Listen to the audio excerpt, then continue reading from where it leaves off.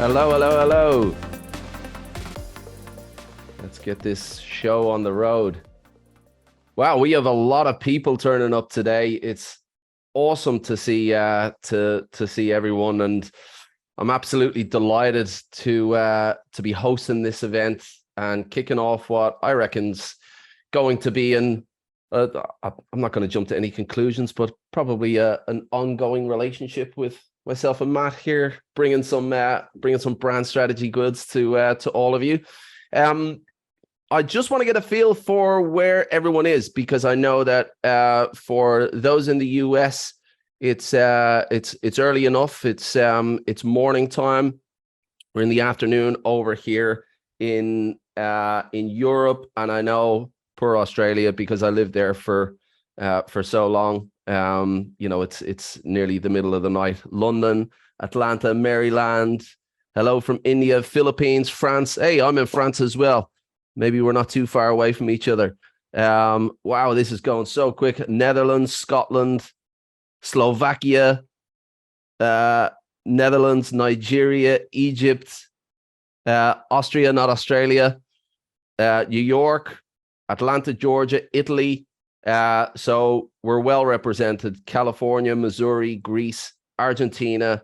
We have a bunch of brand strategists, aspiring brand strategists from all over the world. And I'm absolutely delighted to have so many of you guys with us today. Matt, how are you doing, my man? Are you still on mute? No, I'm off mute now. Yeah, I'm really, really well. Thanks so much. And it's an absolute honor to be here with everybody. Blown away by the amount of people and hopefully we can add some value, Stephen, as we go through this. And I hope we'll make the most of the next few minutes that we have together. Yeah, absolutely. And that's the plan. And when I sat down with Matt to do this, I was absolutely delighted, first and foremost, that he said he wanted to do this. And then when we sat down to work out what we wanted to do within this session, the focus was purely on what can we give the people that turn up to take away with them, that they can start to shift gears and start to apply things immediately. So we kind of pulled away from the basics, what is this and what is that, and kind of drilled down into things that started to make the difference for Matt in his transition within his branding agency and then brand consultancy. So and I've seen some of the stuff that Matt is going to present, and I've absolutely no doubt that you're going to walk away with some value. Just to let you know, this is being recorded as well. We'll do our very best to get the recording out to you. Questions, in terms of questions, feel free to put your questions as we go through, because you might find the relevant question comes up here and there, but we might not necessarily jump in to questions throughout the presentation. We might hold off to the end, but there certainly will be a section for questions at the end. And just a little bit of housekeeping. I'm sure everybody knows how to use Zoom at this stage. But yeah, chat down at the bottom opens up on the right hand side. Throw your questions in there, and you can change your screen to play around with that, to make sure that you can see everything that's going on. We are loaded with participants here at the moment. Matt, there is no pressure whatsoever, my man. So good.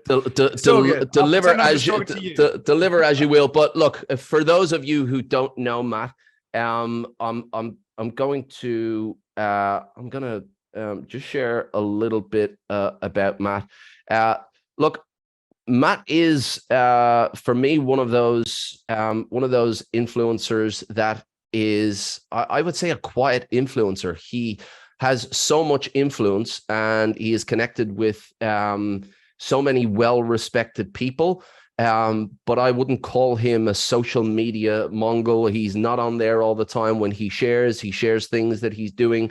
And for those of you don't know him, just a bit of a background. He founded and ran and sold his own agency, built that up to 12 people, and the group that bought him, a much bigger agency, actually asked Matt to stay on board to continue to lead the team. And from there, he assumed many different senior leadership roles within the space of brand. And he's worked with the best of the best. He's worked with Microsoft, Virgin, Nestle, a few more logos down the bottom, Nikon, Boots, Specsavers. And now he's an independent consultant, and he works with major branding agencies, like branding agencies that I have followed and known about for many, many years. And they're engaging him as a consultant to work directly with their clients for strategy and consulting. So, you know, he knows his stuff. He's well sought after, and he's an in-demand speaker on brand strategy as well. So, as I said, I was absolutely delighted when he decided to share his wealth of knowledge. I'm really looking forward to what he's got for us today and what he's got beyond that as well. And as I said, I'm pretty confident that you're all going to walk away with something that you didn't have before, and something that you will actually be able to implement to change the trajectory of your business, to move more towards a consultancy-based business, or certainly getting paid more for your thinking than the deliverables that traditional agencies tend to get paid for. So with that, Matt, I think I will hand it over to you at this stage to take it away. I'm going to stop sharing my screen for the moment. You all set, right, my man? I'm all set. I'm going to share in just a second. I think I just wanted to say thank you, first of all, for everybody for being here. The thing for me, it's a lovely introduction, by the way, Stephen. I could have listened to that all day. So that was grand. It's recorded. Well, brilliant. I'll play that back 5 times and just remind some of the things. But you know, it sounds grand when you sort of walk through it like you did, but in reality, it's been a tough journey. You know, from where I've started out, my career is probably like 25 years now, probably more. And I'll get into some of the things that are kind of have influenced me and changed me and my perception of business, the perception of the value that we as designers can offer to people, and really where brand's going in just a minute. But I just wanted to say to everybody, really, like, you know, here's a big question for you, everybody around that's listening in. What would you say wealth was for you? Like, what is valuable to you? And I don't know how you answer that question, but when I answer it, really wealth to me is this idea of having control over my time, right? Is being able to kind of yes, do things and obviously work when I need to, and to get paid when I need to, but on my terms. And I think the reality of work today is that it's, you know, we can get work on our terms, and the big question is though, but how, right? Like, how could you do that, and how can you get that control over your time? And that was one of the big questions very early in my career that I wanted to kind of begin to answer, and believe I found in this question of how to be a brand consultant. So I just leave that with you to kind of answer. Maybe, you know, I'd be interested if anyone's got any other alternate views on that. But, you know, what is wealth to you? Is it just money? Well, money should just be the fuel to get you somewhere, right? Where are you going? And for me, I'm going hopefully somewhere I can control my time. That would be the ultimate place. So what I'm going to do is I'm just going to share screen, and I believe I should be able to do this, and hopefully it will work. Stephen, can I get a verbal acceptance that that's working okay? Verbal check. You are good to go, my man. Awesome. Right. So as Stephen sort of, oh, hang on, I've done the wrong thing there already. There we go. Right. As Stephen sort of mentioned, I didn't know you were going to do that slide, Stephen. So here's a bit of a repetition, but just to kind of, for people that have never met me before, I've got a background. So my background is in graphic design, probably 25 odd years ago now, both freelancing and in agency. So working on the floor, if you like, on the Mac floor. I founded and ran my own agency quite early, and as Stephen said, I sold it. That was a journey of nearly 10 years. And in that, I learned an awful lot, a lot of pain, a lot of plus points as well, but a lot of pain. And then I ran a creative department for a much larger digital marketing agency who had actually bought my agency. And then I was headhunted by a large corporate, and I was privileged enough to kind of do some brand building from within. We rebranded part of a global fintech, which was really, really exciting, really interesting. And I ran a whole creative department for that business.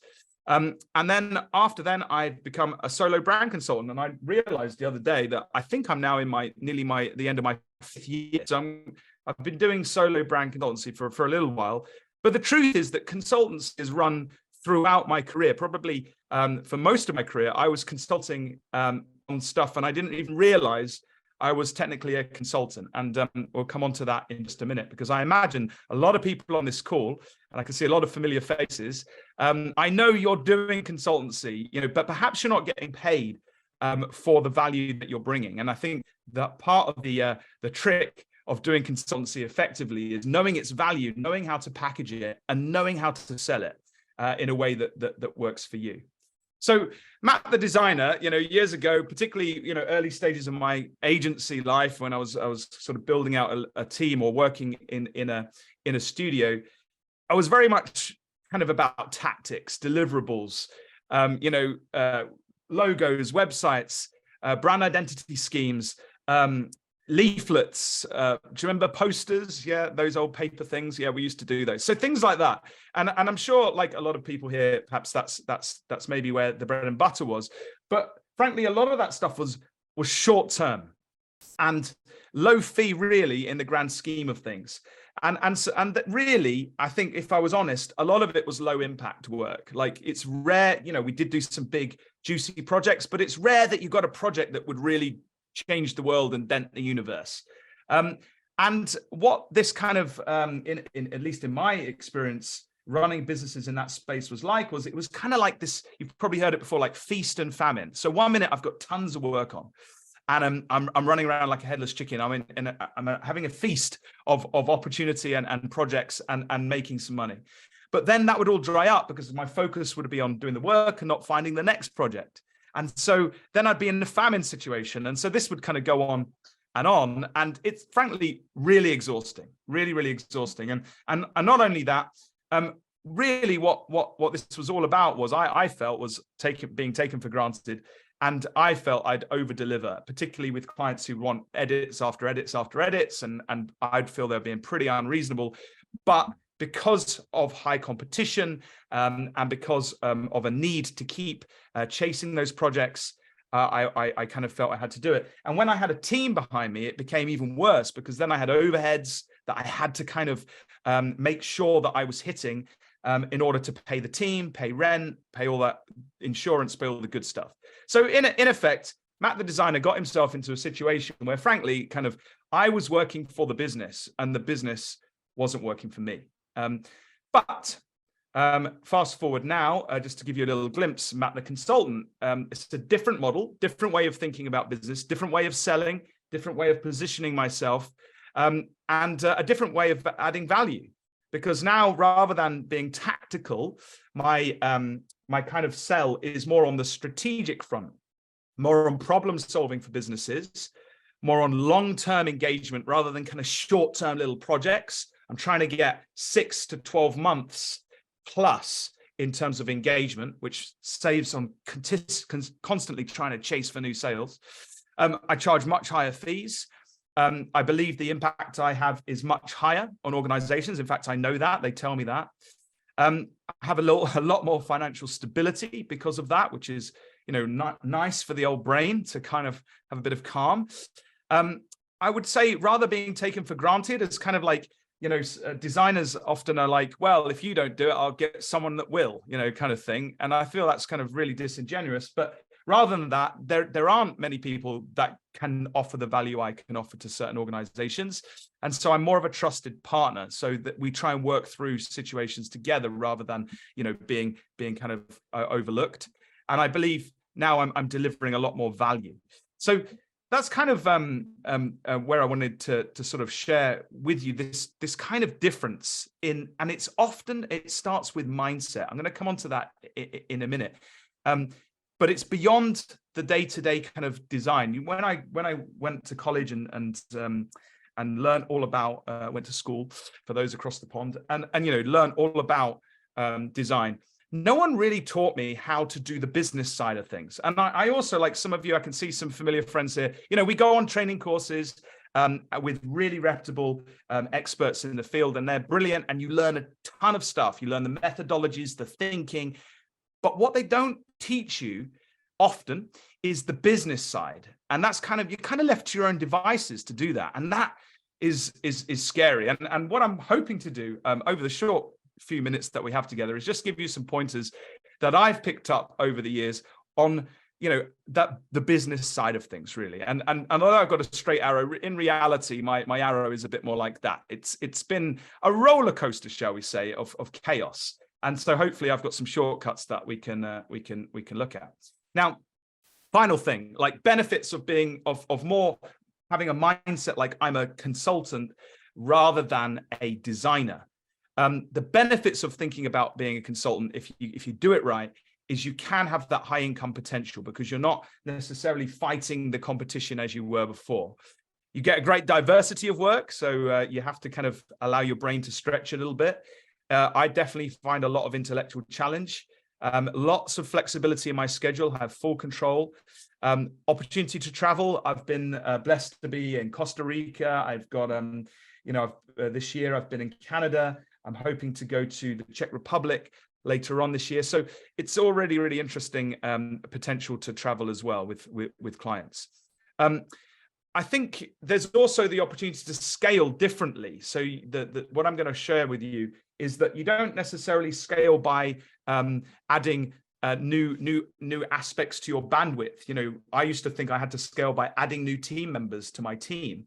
You don't have to scale like that. If you can scale by charging more, you can keep your team really small. I'm a team of one, but what I take home now is more in my back pocket than when I had a team of 12. So there's something there to think about in terms of scaling.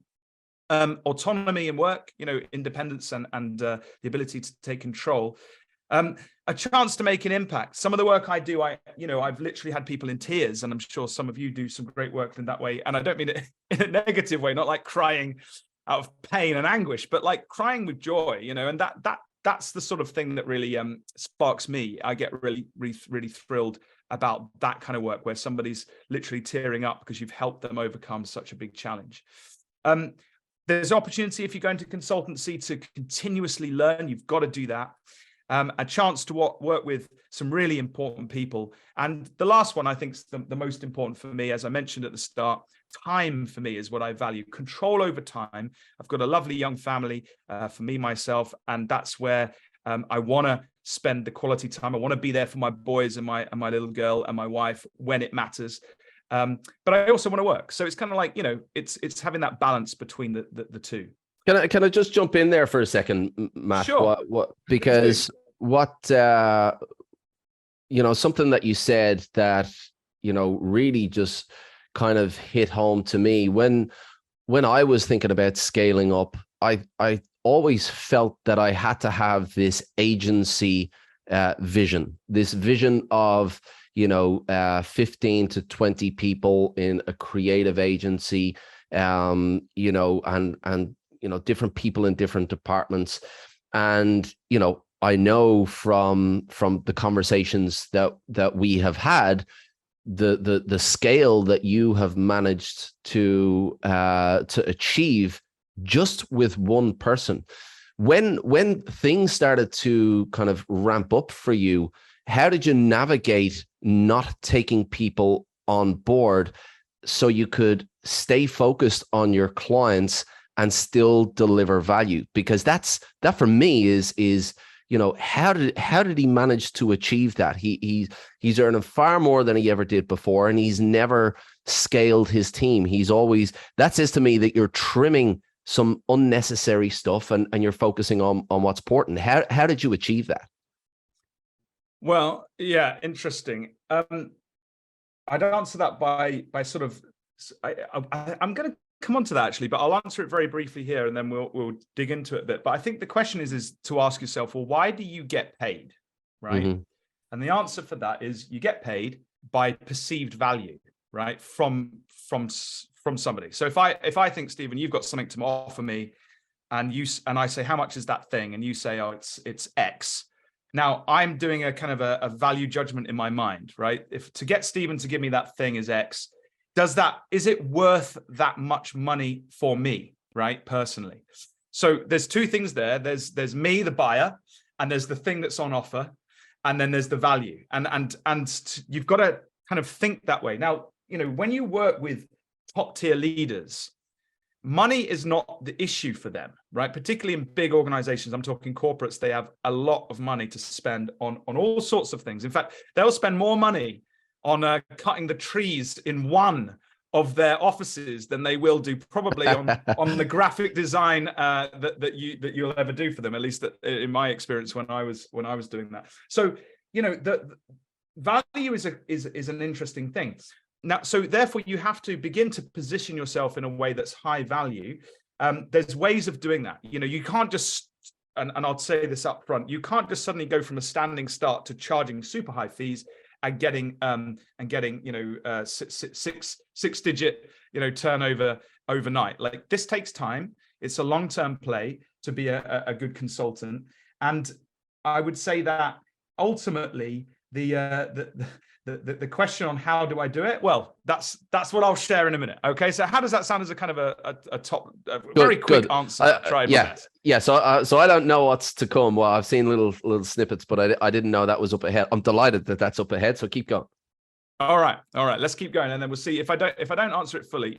Feel free to ask more. I mean, these are the questions I was hoping to answer with our time together, and I know these are big questions that folks have. And the reason I'm doing this, frankly, is that I get these questions like all the time. And also, almost, Stephen, it was like a godsend when you said, "Oh, can we jump on and do something?" Because what I'd just love to be able to do is like refer people who ask these questions to a resource. And so this gives me a great opportunity to stop repeating myself a little bit sometimes, if I may be as arrogant as I can on that. But there we are. Right. So first of all, these are questions that I asked early in my career. And as I say, I think I found the answers. So how can I break free from low impact work, right? This is a major question. How can I do higher paid work? Always interesting. And that's kind of hints at what you were saying, Stephen, there about like, how do you get paid more and not grow your team? Big question. How do I get paid higher paid work? How can I attract clients who value real branding? And when we talk about real branding here, perhaps it's worth qualifying. I define brand as the meaning that people attach to an organization, right? It's not just the logo and the fonts, it's the meaning that customers ultimately attach to that organization. So how do you build that meaning? It goes beyond a logo, it goes beyond the graphic design into something a lot richer, a lot more emotional. And then finally, what competencies do I need to develop? So these are big questions that hopefully we'll touch on in the next sort of half an hour, 3/4 of an hour or so. So this first one, how can I break free from low impact work? Why do we get stuck there? There's multiple things, right? I think the particularly if you're in a sort of a tactical role at the moment, it's a dangerous place to be on multiple fronts, right? We've got the rise of AI. We've got Chat GPT, and we've got like robots starting to create stuff left, right, and center. We've got the challenge of high competition. With the internet at work now, it's very easy if someone needs a job doing very that can be replicatable, they can easily go to somewhere and get it done relatively reasonably cheaply. So there's impacts, and there's a problem being in a low impact space. But what stops you breaking out of that, I would say, my answer to that is your mindset, right? Because what we do as designers, and if we're sort of trained in being a tactical kind of deliverer of work, what you kind of think is, well, look, I do what I'm briefed. So as a designer, I like to go to work, for example, or a copywriter or whoever, and I like to get the brief. And once that brief is sent me, I'll deliver on it, right? That's my job. My job isn't to worry about what comes before the brief. And I think that's a mindset that we need to start rethinking, right? Because the value is in actually what formulated that brief in the first place. And so that self-perception of who am I? I'm a writer, I'm a designer, I'm a marketeer, I'm a social media, content generator. All these things are great and needed. But if you just think you're waiting for someone to tell you what to do, you're going to start to struggle, I will suggest. And so we need to think outside of that, because you'll struggle to get higher impact work because you'll just be given stuff to do. What you need to do is be a little bit more like a consultant. And this is my definition of consultant, which hopefully will help to clarify a few things. And so a consultant is somebody paid to improve a client's condition through expert advice and guidance. And so now I don't touch the tools at all. Like I don't deliver anything in terms of myself, like in terms of creating brand identity schemes or positioning campaigns or anything like that. What I do is I'm the expert advisor, the guide, the trusted partner, the energy, the thinker, the strategist to help my clients get where they need to go. And so that's a very big difference. It took me a long time to rethink that. I came, Stephen, there was a situation where I'd sold my previous agency. I kind of came on this by accident, right? I sold my previous agency. And when I sold it, there was a restrictive clause that for 3 years, I couldn't start another creative design business. And fast forward, I'd gone into corporate. I'd come out of corporate. I was kind of looking at consulting. Well, I wasn't looking at consulting. I was looking at sort of starting again almost. And I thought, oh, I'm a designer. I'll start another design company, until I looked at this clause and it was like, you can't do this for another, I think there was another year on the contract. Now, I took legal advice and they said, frankly, I think they thought that it wasn't legally defendable actually to restrict somebody like that. But putting that to one side, I had agreed to that. And so I thought, well, maybe there's another way I could do things. And I looked back at my career and I thought, where was I really adding the value? Was it in being Matt the designer, or was there something else? And actually, what I found was where I sort of found people were most knocking on the door to work with me and me alone was after I'd done some workshops with them, and they really liked the thinking and the way that I personally ran workshops as an individual. So I thought, hey, this consultancy thing, it's not about the kind of the outputs in terms of the deliverables. It's about the problem we solve. And so could I build a business around that? And that's what I began to do around this idea of being the expert advisor and guidance to companies. I could say a lot more on consulting, but just one more thing that perhaps you might think, well, Matt, that's just ridiculous. Like you're not actually doing anything. But my response to that is no, I do a lot. You see, companies, they need fresh air. They get stuck in their own exhaust fumes, if you like. And particularly if you talk to leadership teams, they need to be shaken up. They need to have different ways of thinking. They need that fresh air. They want to go somewhere. Perhaps they're trying to get there and they're getting stuck and they're not sure why. And so they need someone to come in with no political axe to grind, to help to challenge, to help to bring new ideas, to help them get to their goals. And as an ex-designer, and as I know there's a lot of designers on this call, I think we are in an amazing position because we're used to kind of working in the unknown, to taking a few leaps of faith, based on thinking and risk mitigation. But we are used to kind of imagining not only the future, but we can also design the steps to get to that future.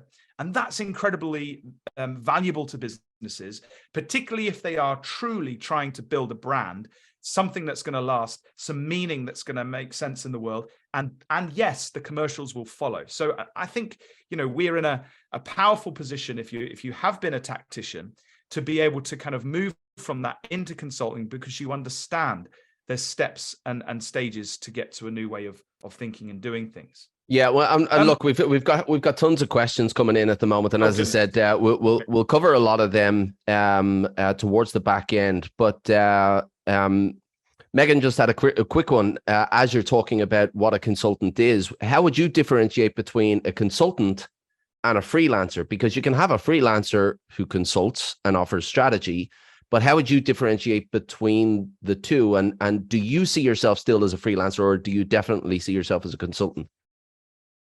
Well, I guess you'd have to define a freelancer, right? First, I think they're very, very similar. I don't know. Sometimes I'd say I'm a freelance consultant. I don't know if that even makes sense.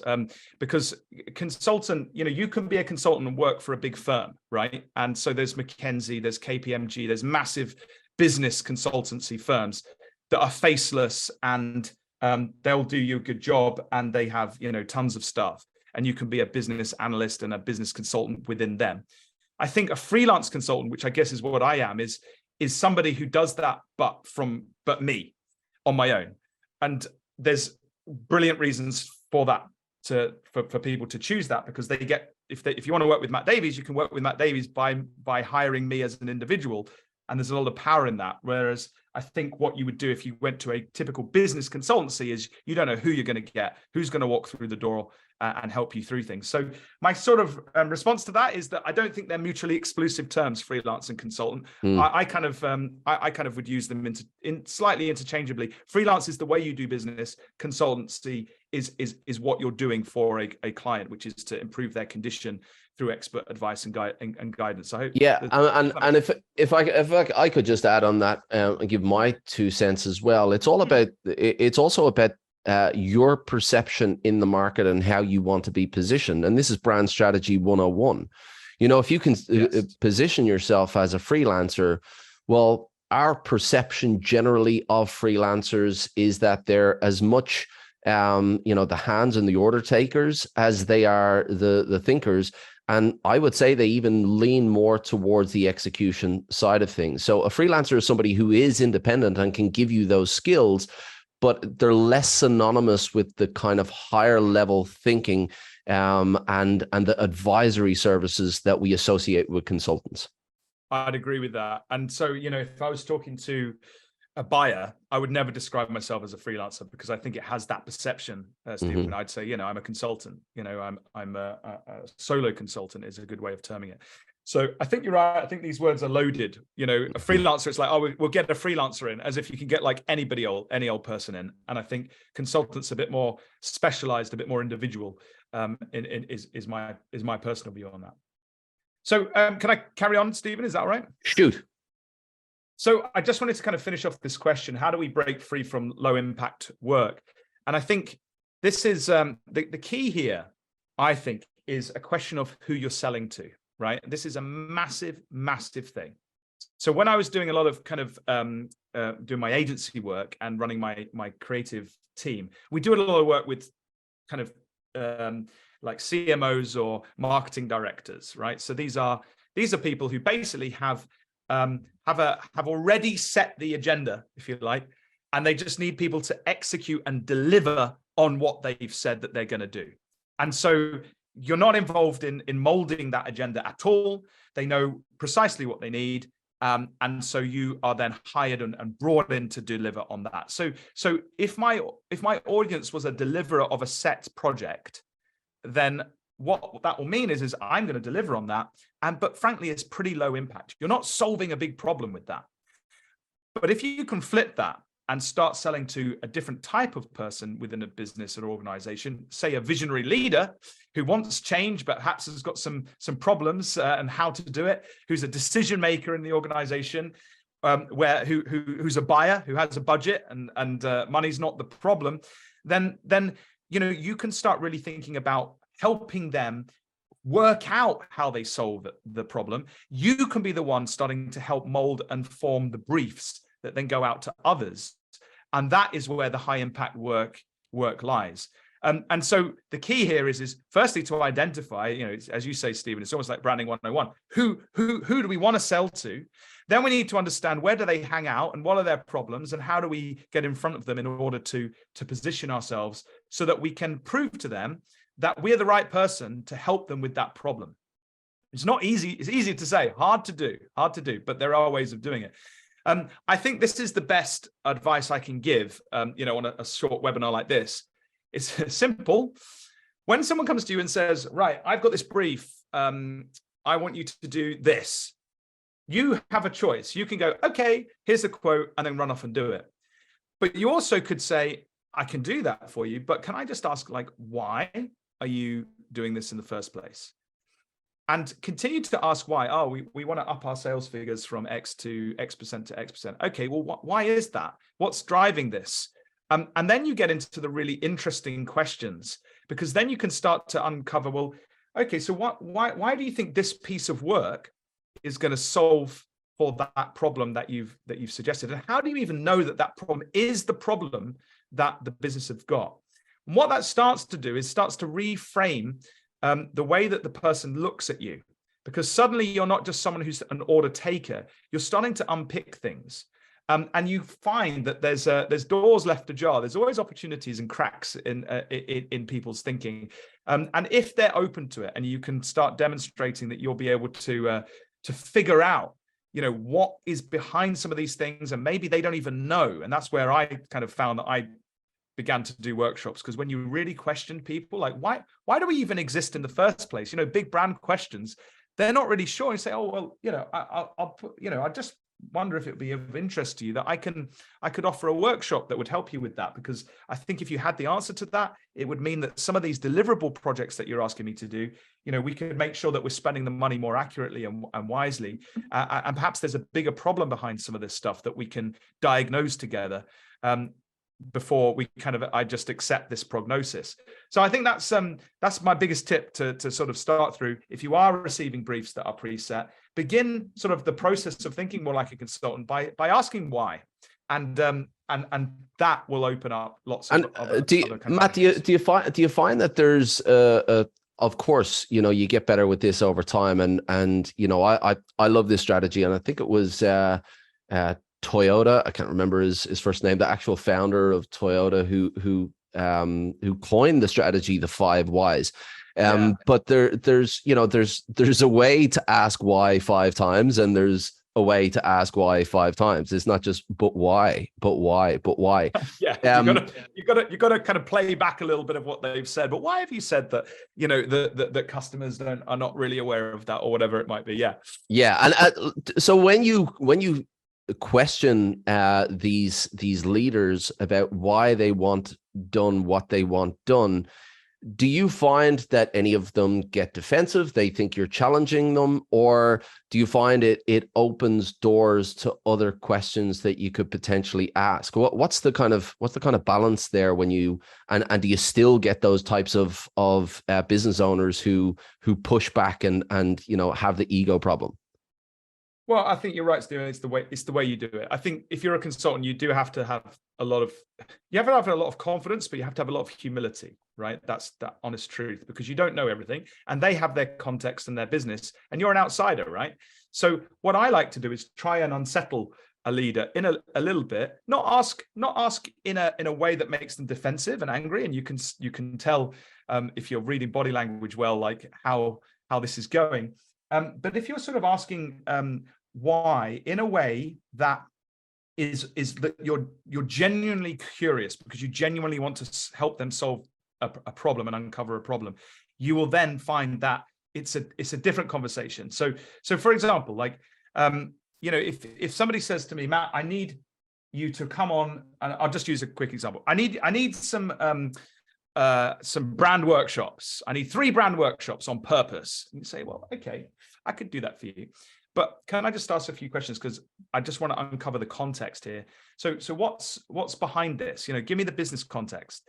And then you can start asking why a little bit more. And then you can start to see so let's say I'm talking to a CEO and she says, well, I just don't feel my team are kind of fully aligned, and I need some help getting everybody in all my ducks in a row, if you like. And I had this literally happen to me last week.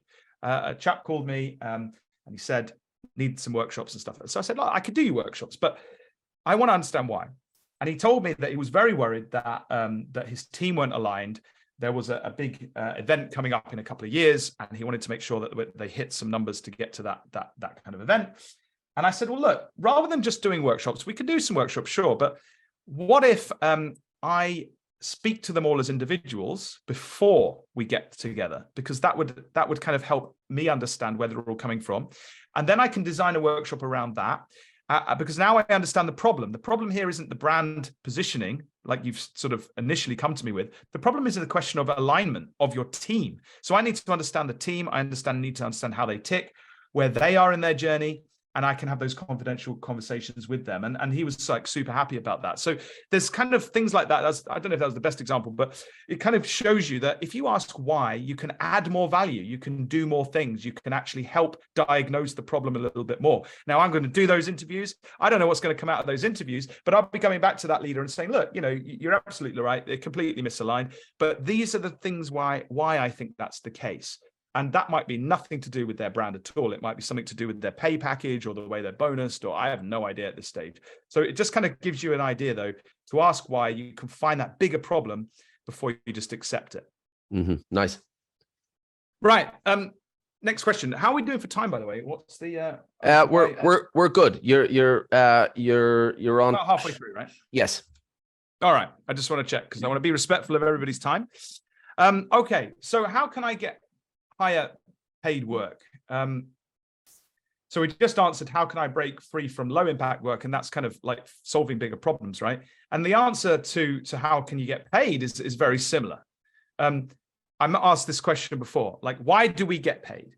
And the answer is perceived value.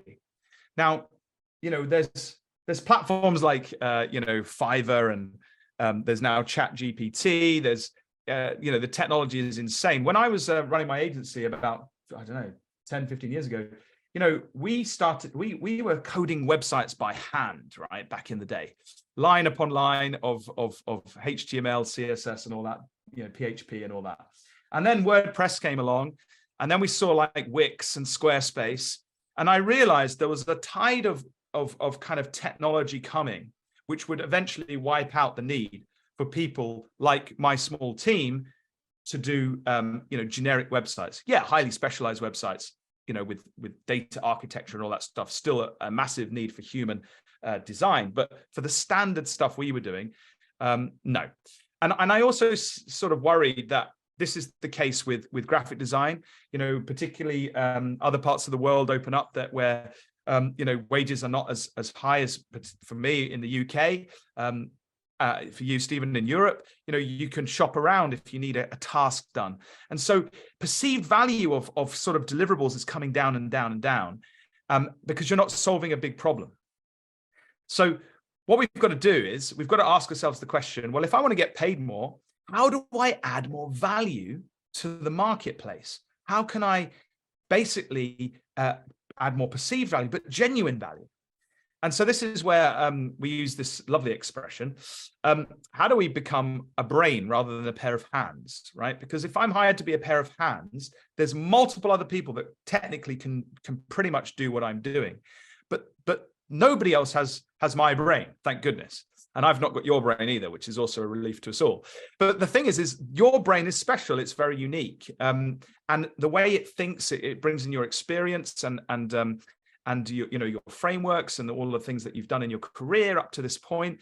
And so that is a very different kind of way of being hired. If you're hired to be a brain, that means you're hired to solve the problem. You're hired to think about it, to find a solution to an issue, rather than delivering something that's predefined and clearly there. And as I mentioned, that if you're in the hand space, in that delivery space, it's becoming overly competitive. It's very noisy space, commoditization, very difficult to compete.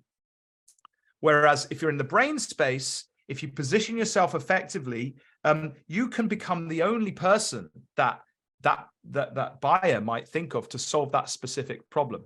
Because in the brain space, not only is there the thinking, but there's also the way that you do it. There's your personality, there's your beard or non-beard or whatever you do. And so the thing there is that what I found is that people can hire consultants all the time, but will they hire a consultant that does it the way Matt Davies does it? No. Will they do it the way that Stephen Horahan does it? No. And so some people will be driven crazy by my style, right? I'm not for them. Imagine sitting next to me every Monday morning, it'll drive you up the wall. But some people love it, for short bursts of time. And they're the people I want to speak to. Those companies that need that kind of my style. And everybody on this call will be the same. There'll be a particular style that you naturally have that, yes, you can hone and mold, and you can add expertise and thinking and frameworks to.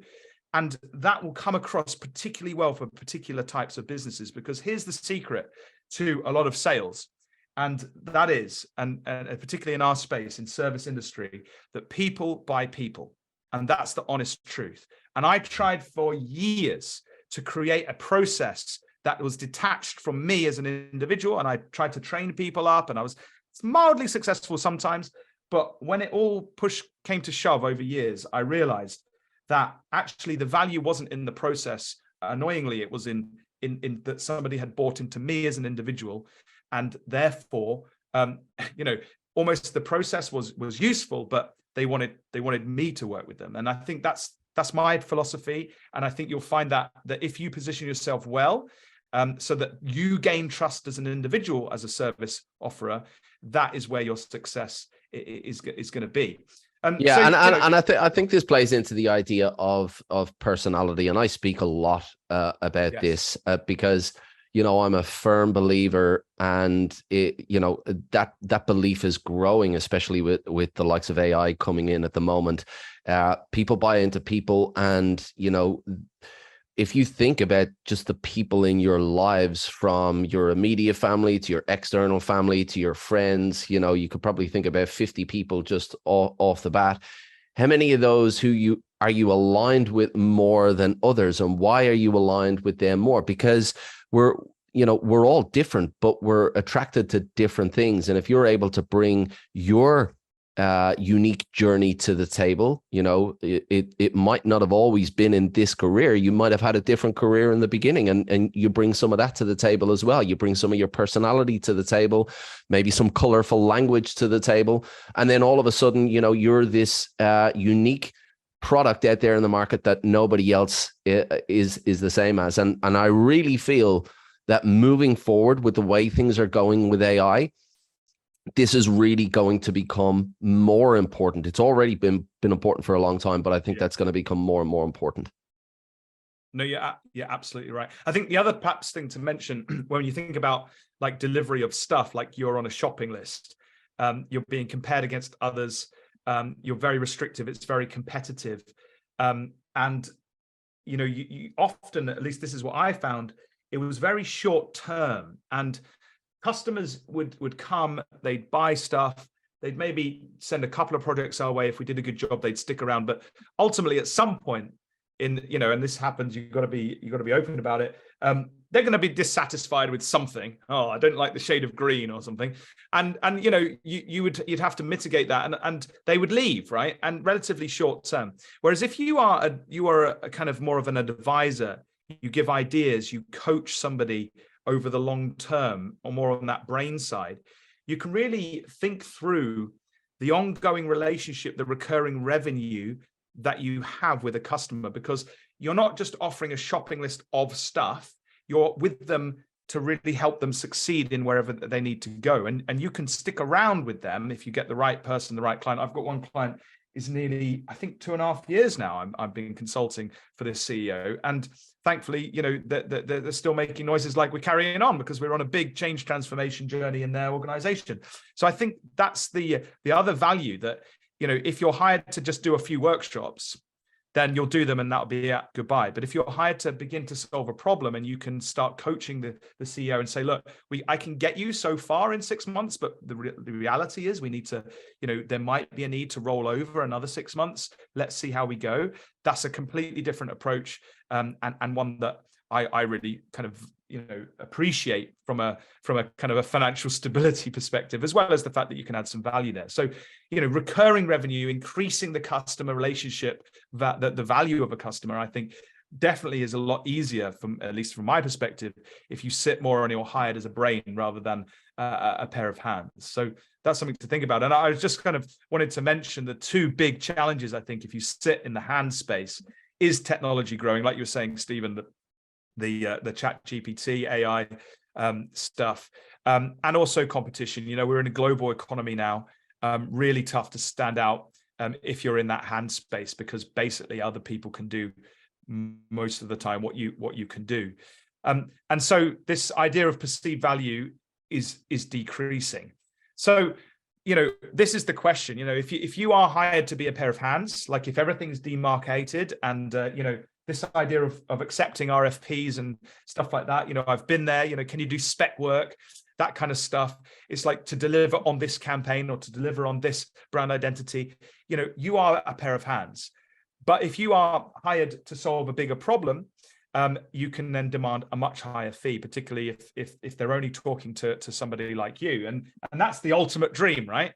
To become known with a particular audience, to become trusted, so that when they have a problem, they don't think about comparing you to 4 other proposals that are coming through.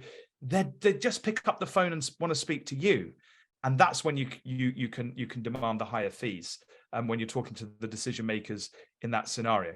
So that requires some thought, and there's a lot of thinking there. But the big tip, the big hot tip, if you like, to answer this question: how do I get paid to do to do higher paid work? You've got to solve bigger problems. That comes with positioning. That comes with your offer. Instead of offering a new logo design, offer to help a business stand out in a marketplace so that they can grow their revenue share. Rather than I'm going to write some blog posts for you. Talk about lead generation and the fact that this will fill your funnel with leads. Client. Maybe rather than talking, as I mentioned earlier, rather than saying, I offer workshops, talk about aligning leadership teams in order to further the strategic goals of the business. These are bigger problems, bigger issues that need to be solved for organizations. And that's how you can charge bigger fees. So it's a positioning question, but it's also a question of actually what you're going to start delivering and how you structure that off the end. Any other questions on that, Stephen, or shall I? No, we've got a question from Jason, just in relation to the hands versus the brains. So just in relation to that, do you find that you have to build value into your unique mechanism or the way that you solve the problem? And is that positioning? Did you get the question? So ask it again. Do I have to build? Do you have to build value in your unique mechanism or the way you solve the problem? So that unique experience, do you have to build value throughout that unique experience? And is that positioning? Oh, that's an interesting question. I would say, well, it depends what we're talking about exactly, because I would say you always have to add value. Every time you speak to a client or a customer or a potential customer, you have to add value. That if you don't, they don't start. What's the point of you in their minds? So yes, the experiences that you create, even if you're having a one-to-one call with them, you have to add value. You have to think. Now, is that unique? It is, I would suggest, in the combination of things that you can bring to the table. But Stephen, you and I did a podcast a few years ago. A popular podcast on your Brandmaster Secrets show. And I remember we got loads of great feedback because, and at the time I just thought, oh, that's just normal, right? But at the time, I think I'd said, and I still stand by this, that I don't often kind of promote the fact that I've got a unique methodology that nobody else on the planet has. Because frankly, if you look at all the methodologies, mine included, because I have got stuff that I've got IP on, but frankly, it's very similar to everybody else's, right? We learn to kind of diagnose a problem. We then define a solution, and then we help to move towards that solution. In essence, that is the model of consulting, hands down. How we do that, though, I might, for different circumstances, I might deploy different methodologies. Now, yes, that's unique, right? In a way, it's unique to my experience, my knowledge, the way that I would do it, and so that is valuable. But even on its own, are those things specifically unique? I would say not necessarily, right? But you're the one bringing them to the table. You're the one presenting them. You're the one putting that together as a program of work for a customer, for a client, to help guide them through it. And therefore, it is unique in that sense. So I hope that kind of answers the question in a bit of a complicated way. But and just to kind of add to that as well, I had a very interesting chat this week with an author called Alan Adamson. And he specializes in experience differentiation. And this is something that I'm, a big fan of, because we talk a lot about products and we talk a lot about, being remarkable and being the best in your industry. But really, if you focus on the experience that you bring your clients through and you think about what they would get from a standard experience, then you can ask yourself the question, well, what will be different about my experience? And just using what Matt spoke about as an example earlier on, just the way he speaks with his clients and the way he positions the value that he brings and the way he kind of drills down into why they need what they need. That's all part of the experience, the end-to-end experience in the customer journey. And if you're able to embed yourself and your own style and the way you do things into that experience, you are differentiating yourself. But ultimately, your mechanism and the way you bring people through, you have to have a very, very clear idea as to what that methodology is going to be, and then bring yourself to the table to make it even more different as well. 100% agree with that, Stephen. Yeah, absolutely. All right. So I hope that kind of helps answer that. Let's get on, and then we'll take some open questions. I've got 2 more questions to answer, and I want to get through it if that's okay. So let me plow on. I have a tendency, Stephen, to rabbit on, and your job is to keep me under control. Do you? I hadn't noticed. Great. Okay. So how can I attract clients to value real branding? Oof. This is a big one, right? A real big one, because I get this a lot. Like, before you answer this, can you define real branding from your perspective? Yeah. So for me, as I say, branding is not a logo and fonts. That is a tactical kind of input. The output is the perceived value of the customer, right? And the meaning of the client, the meaning that the customer attaches to the organization, product, or service. That's the output, right? That's the result, is the ultimate meaning. So branding, for me, you could have the world's greatest logo, but still have a rubbish brand because people don't have that meaning attached to it. So branding is huge for me. It's a much bigger kind of definition than a logo and some fonts. What it really is this idea that it's the meaning that the customer connects to you, and that therefore isn't something that, in my view, should be tucked down into marketing, as it often has been historically. This is something that HR need to understand, human resources, because they need to recruit people that really believe in what this product, service, or business is all about.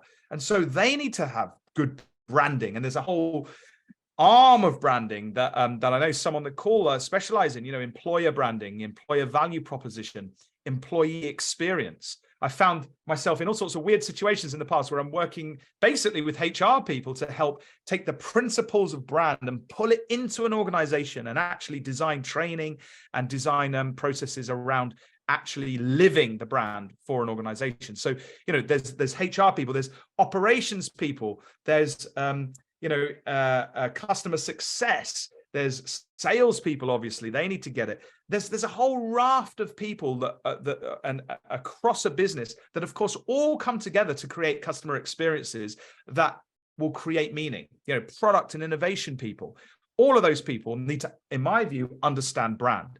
So if you are involved in brand, you might be like, "Well, Matt, you've just blown my mind. Like, I'm involved in a small slither of that." Like, I get that, but you can still, use your knowledge and expertise in brand by shifting your thinking from a little sort of delivery thing into a wider brain and a wider kind of strategic thinking to really work that through. And that comes back to that first question of asking why. Because ultimately you might find that it doesn't actually touch on the deliverables that you're specialized in, but you can add the value to work through that, to think about that in a bigger way. So real branding for me is, as I say, it's broader than the brand, the logo and the fonts. It's the meaning that customers attach, and you've got to do that in a meaningful way, in a powerful way. And just on strategists and consultants, when you talk to clients, you get these questions. What's the ROI on this, and can you give me an ROI on that? And that to me is not what we sell as strategists. And Matt, I love your positioning on branding and the management of the meaning as well as just the meaning. I love how you tie the two of those together. But I love speaking about clarity, and that's what we sell as strategists and as consultants. We sell clarity internally for everybody within the business to see clearly what we mean, tying back to your philosophy on that as well. And we sell clarity in the market as well. This is what we do. This is how we do it. This is the value that we offer. When everybody in the market is clear on what you do, they're much better positioned to be able to make a buying decision. So selling that clarity, and once you embrace that, you move away from the deliverables of the logo and the website and the brochures and all of that sort of stuff, if you're able to attach yourself and the value that you offer to that clarity and that meaning, then you understand and you're able to relate to your clients what value you're bringing to the table as well. I love that, Stephen. I 100% agree, because if you were to say, well, why do they need that clarity? I think you've answered it in that sentence. We're asked why again. Why do they need clarity? Well, the answer is because, it's going to help them make decisions, right? From the micro decisions right up to the C-suite to make the macro decisions. If you have a good and powerful strategy in terms of positioning your brand and growth and success in the market, you can make more powerful decisions. Customers make good decisions because they can choose you. Leaders make great decisions because they know what to focus on. Hopefully, employees make great decisions because they know why they're there, what everyone's trying to achieve, and how they should behave as they conduct themselves. So, a good brand strategy will help everybody make better decisions. And I often get the question, and this is what's the ROI on doing brand strategy? And the honest truth is, I can't tell you what the ROI is. I can't tell you if you spend £1 with Matt Davies, you'll get £3 out the other end, because I'm not a sausage factory, right? It's not like that. You're not, it's not like that. But I can tell you this. I can tell you this, right? That every successful business that you can think of has a powerful brand strategy behind it. Powerful, right? So, and I can't tell you whether your brand strategy will succeed or fail, but I can tell you you won't succeed without it. So, get yourself a decent brand strategy, align your team around it, and make decisions based on it, and you will see, you're more likely to see success. So not everybody likes to hear that, but that's the honest truth. And sometimes I think you can have a bit of a laugh with a client about it, like we've just done. It doesn't work like that. What is the value? Well, I can tell you what the value would be if we don't do anything, and that's epic failure and bankruptcy. So, anything more than that, I think we have a success on our hands, in my humble opinion. Anyway, how do you attract, as a consultant, these clients that value real branding? Well, we've kind of talked about a few of these things. You've got to understand your value. You've got to ask yourself the question, well, what problems can I solve? Some people can't run workshops, in the way that I do. That's okay. There'll be other things you can do. But the question is what problem do you solve? So a little tip, go and start asking your customers, and it shocked me when I started doing it. Why did you hire me? What is it about me that meant that you hired me? And the answer that comes back there is quite interesting, because ultimately, if you can get one that really trusts you, maybe you've been doing work with them for a little while, and you can sit, maybe after working with them, or maybe you take them out for a beer or something, and you say, just out of interest, when it's a bit more chilled out, why did you work with me? And I got this answer back, that really shocked me, that I was hired for my energy. And I thought I was an amazing brand strategist. Turns out, no, I'm not. Per se, that it's, as you sort of said, Stephen, it's an experience differentiator that was it for me. So it might be something different for you. Maybe it is the particular frameworks that you have, but I suspect if you ask your clients, even now, even if you're in that sort of tactical space, why they hire you, you might find some interesting answers to that, and that's where you might want to start building your value proposition from. So you've got to understand, your value to customers, who your ideal customer is, what they care about, what they need, their KPIs, what are they being measured on? What's the value to them as individuals? We often think about the value to the business, but actually sometimes it's the value to some people is they want to spend more time with their kids. And if we get this right, they can stop squabbling amongst their leadership team, and they can have a bit more time to do what they want to focus on, or they might want to exit the business, or whatever it might be, but they, find out the value to them as individuals. You've got to build a compelling offer. And so, this kind of touches on what you were saying, Stephen, is you've got to have a map, a process, a way of saying to someone, you're here, and typically my clients start here, but we're going to take you in this direction over here. And this is the process I would take you on. Now, I might not know all the details to start with, but you need to at least come across with a structure that makes sense And then you can, if you do it in the way that I do it anyway, that I will fill in the details as we begin the process, because I can't always know all the ins and outs. That's gonna come up as we drive down that road. Stuff's gonna jump out on top of us. The car's gonna break down a few times. The kids are going to speed, want to stop and go to the services. I can't tell you all the ins and outs on that journey, but what I can tell you is we're going to get there 100%. And I've done it before, and we will definitely do that together. So that's a really important thing, building a compelling offer. And then once you kind of get that down and start working on that, you've really got to look at repositioning yourself, I would suggest, or your business, to appeal to the right people that have the problem that you're going to begin to solve. And so that takes time, right? People think that they can do a kind of a Google kind of pay-per-click campaign and suddenly they're going to be multimillionaires. Like, I don't think it works like this in our space, frankly. Like, my view is this takes a long time of trust. And so, I've got a little a hack I'll share in a minute of how I build trust, but it takes time to do that, and then you've got to. I'll come on to the hack in a minute. The hot tip I'll share, but it takes time, and then once you kind of see it working, you've then really got to plan your growth. And as I say, there's different ways to grow. I used to always think, like you said, Stephen, like the whole agency thing, Matt the designer, the head of a 50-man design team, like, look at this cool agency. And I did that for a bit, or at least started down that journey. And that is one way to scale, but it's really tough sometimes, particularly if you're trying to create a model that's that kind of gives you stability. I found that for me, that the other way of scaling is to not charge the same, but do more. That's the old way, like the old way I used to do it.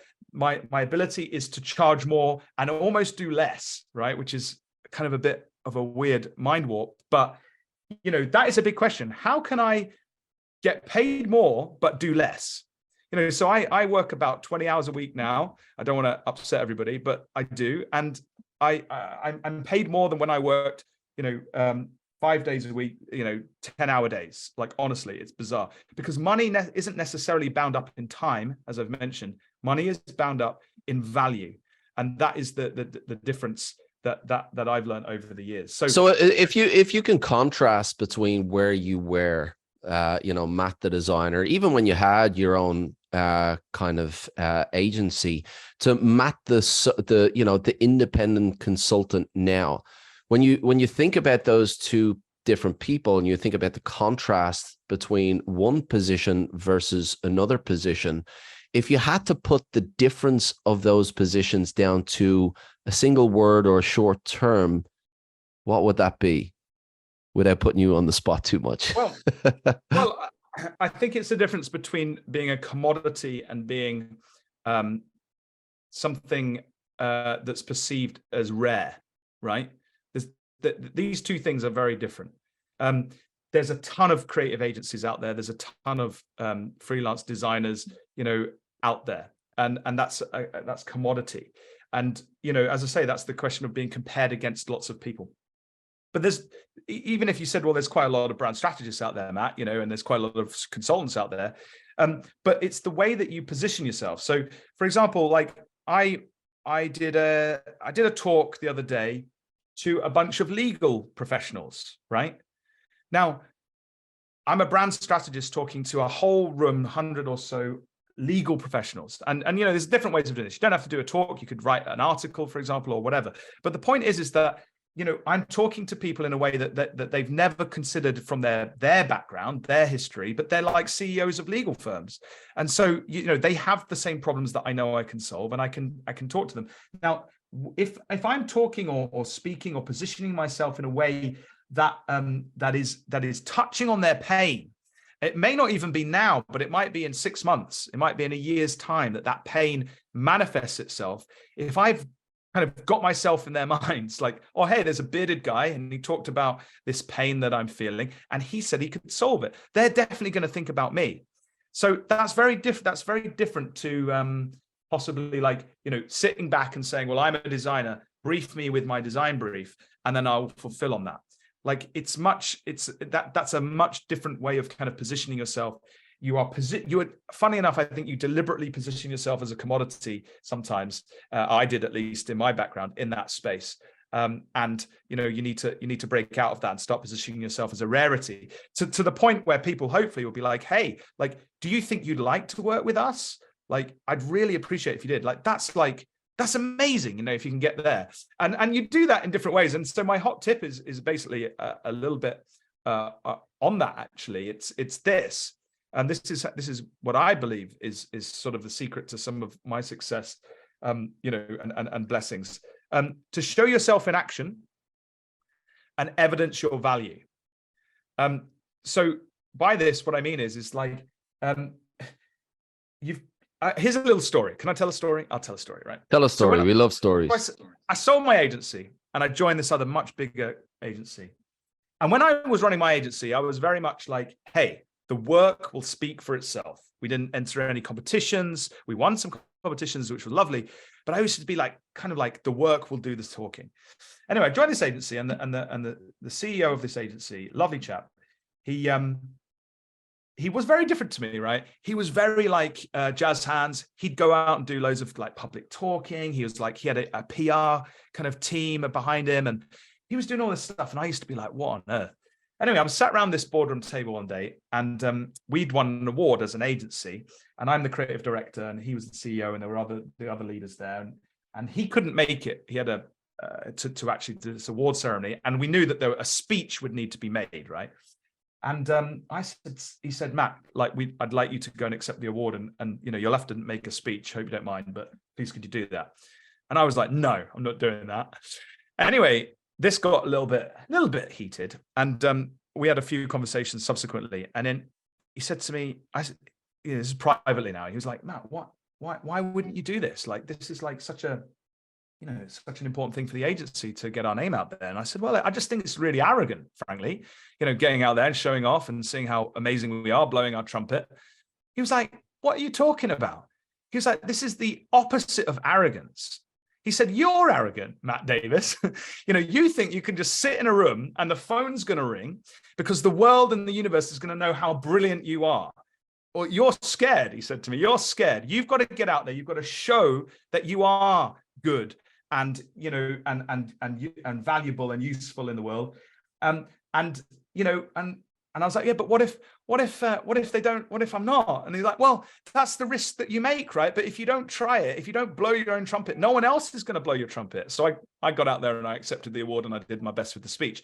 But the point here is that it's the same thing. You've got to show yourself in action. So what I try and do is, and if anyone follows me, and please do follow me on LinkedIn, and I'd love to answer any questions or anything if I get time as I can. After this, but I love connecting with people. But the thing for me is to show that you'll see on my socials that I'm always trying to show myself doing something in action, but not just that, talking about the value of the thing that we're doing together. I never talk about clients directly by name because of NDA and restrictions like that, but you can do it. There's ways around it. Like, I'll be running a workshop and I'll be taking selfies and setting up cameras in the corner and all sorts of things in a way that shows myself in action and evidencing value. So let me show you that briefly. I think I've got a slide. Yeah, I just thought I should chuck a couple of things on, just some recent ones I've done recently. Like, this is me doing stuff. In doing workshops and so on and so forth. And I'm just talking about what I'm doing, why it's adding value to the client. Some of the I think there was one in there. I had an amazing success story where I had a client report after 12 months working with me, a 33% growth stat, which I took complete credit for. Of course, it wasn't just me. They all did it themselves, alongside me, but it was amazing. And the other thing I find, Stephen, another little tip for folks is, when you finished a project, even if you're a tactician, by the way, these things will help you, I would suggest, to position you. But even once you finish a project, LinkedIn has an awesome section on it where you can request a testimonial from somebody. And it's amazing how many times we don't do this. This goes back to, if you don't blow your own trumpet, nobody else will, right? Like, ping your last client that you've had a successful project with a message on LinkedIn and say, hi, Larry. It's been awesome working with you. It's my kind of protocol to always request a testimonial at the end. I know we've had a great time. I'll be ever so grateful if you could, because it really helps me out. Thanks so much. Love, Matt. Kisses and hugs. Now you do, no, don't do that. But you do that.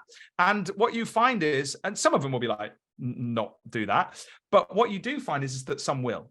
And so what this does is it builds up your reputation. It then becomes a long-term play. And this is what I'm saying. You know, you might look at my stuff and, you know, my relative success and think, well, flipping out, look at this guy. He's, you know, I couldn't do that. You can do it. Anyone can do it, but it takes time, because you basically have to build this layer on layer slowly over, in my case, over some years. Hopefully you can do it in a lot quicker. I don't think it took me years to get to a successful position. It took me, you know, a good 6 months plus, but yeah. And then you've got to keep it going.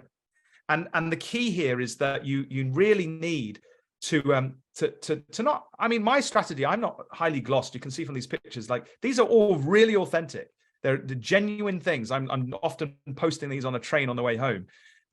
Anybody can do it. If you're a tactician or a pair of hands, or if you're a brain, you can do this. You've got to blow your trumpet, right? Because, you know, no one else is going to blow it for you. And if you know the value that you want to bring and the type of clients you want to attract, that can really help you position those types of posts in a way that this is my aim, is so that when someone picks up the phone, or not, they don't pick up the phone, they might message me or ping me a DM on socials.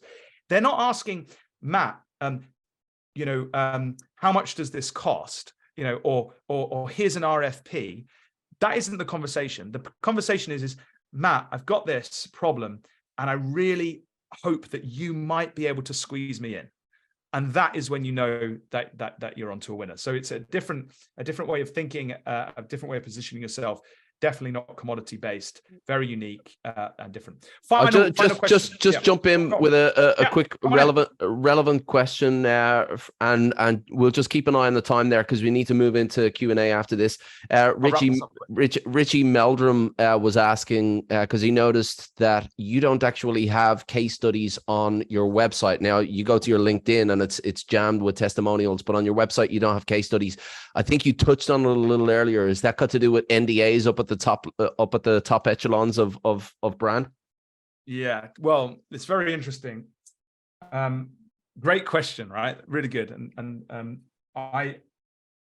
Okay, the classic thing as a designer is, and this was my mindset, is that you have a portfolio. Like, here's my portfolio. You're trained to show your, like when I went to through the education system, you literally did a lesson where you had to compile your portfolio and come in. You remember those literal portfolios and show it off, like, and talk it through. Whenever you went for an interview, you do that. So you're kind of preconditioned to think that that's how you need to demonstrate your worth. But when I sort of I sold my business, and I wasn't allowed to talk about any of my past clients because of that, because there's like restrictive clauses about that. I started again, and I couldn't talk about design, right? So it's like, that's really frustrating. And do you know what I found? I found that if I didn't have my portfolio on my website, I wasn't being positioned anymore as a pair of hands, right? A lot of agencies will offer strategy, and they will still have their portfolio. And you've got to ask yourself the question, and, you know, different for different agencies, but often people are still coming for the executable. They see the nice logo design and they come to buy that. They don't come to buy the working out and the thinking. Now, so don't, this is highly risky. So I'm not saying definitely do this straight away. Have a think about this, but consider this. What would happen if you removed your portfolio from your website? Right? Would that, and you changed your messaging to say, I solve problems, I'm a strategic thinker. Now that is bold, it's brave. For some people, it's nigh on impossible to get their heads around. But what you'll find is, you know, try an A/B test sometime, right? And see, and try it for a month. And see what happens, because I bet you any money, the type of inquiries that start to come through are very different, because they won't be asking you about the output. They'll be asking you about, you know, in terms of the deliverable, they'll be asking you about how do you solve these types of problems. And so I found that after I did that, there was no need. Now, I don't tend to do case studies. I don't really like them, but if I tend to talk to leaders one-to-one and show myself in action, And by doing things like this, it's not even a question of, Matt, can you do some of this stuff? It's like, when can you do it? It's a different way of proving yourself. I don't have to have a portfolio anymore, thankfully. But what I have to do is show that I can do this on a regular basis. So I have this thing, and Stephen, you and I have talked about this in the past.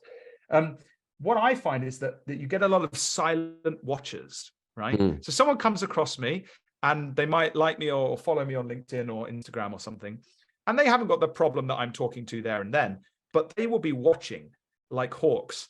And so sometimes I've done I don't know, met somebody and just, they've started following me on LinkedIn or whatever.